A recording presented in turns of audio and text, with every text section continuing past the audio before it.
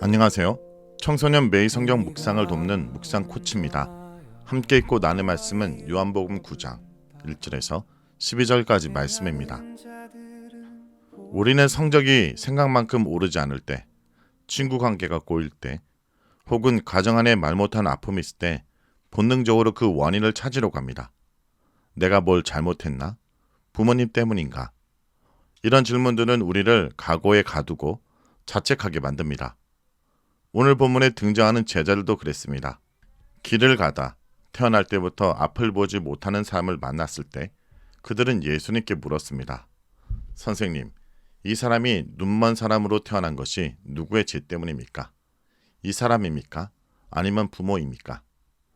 그 당시 사람들에게는 고통은 곧 죄의 결과였습니다.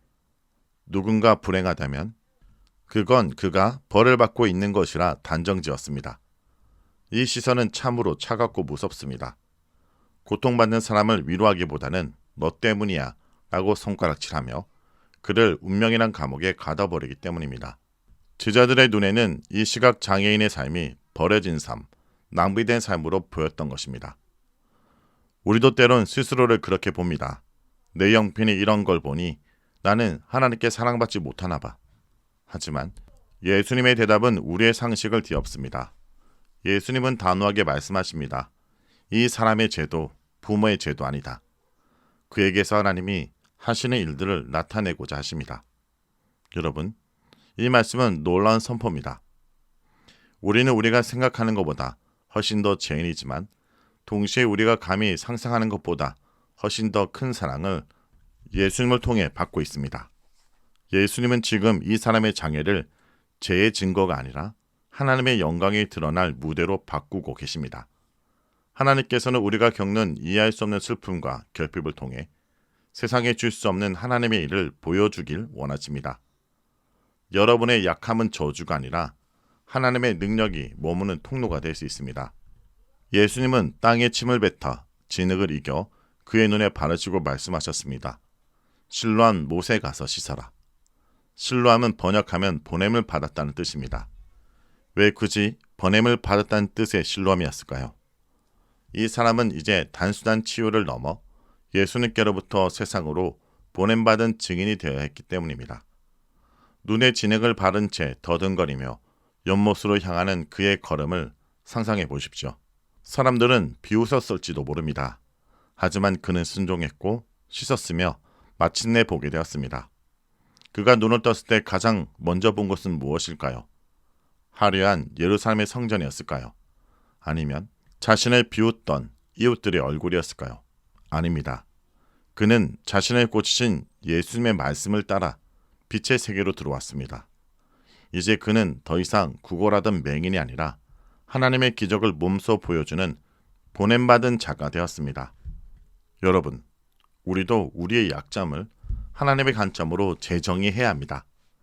거울을 볼 때마다 마음에 안 드는 부분, 남들과 비교하여 가지게 되는 열등감, 혹은 부모님과의 불화나 성적 문제들, 이것이 내 인생의 오점이라고 부르지 마십시오.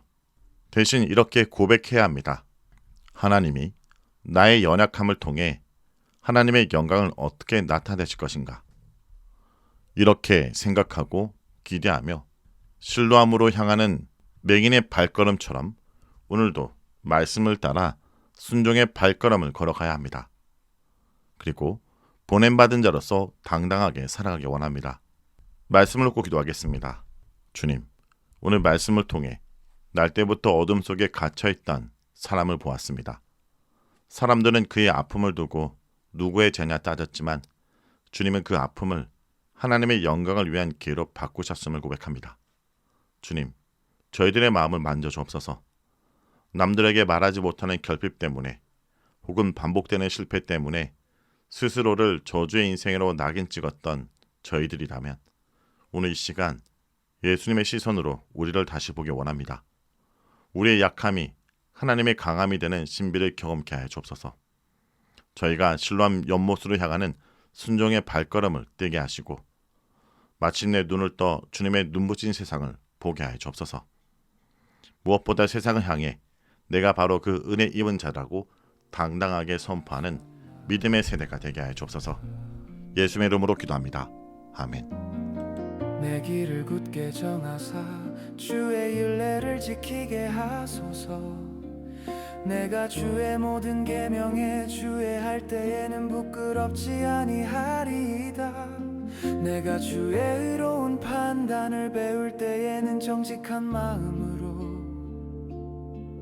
주께 감사하리.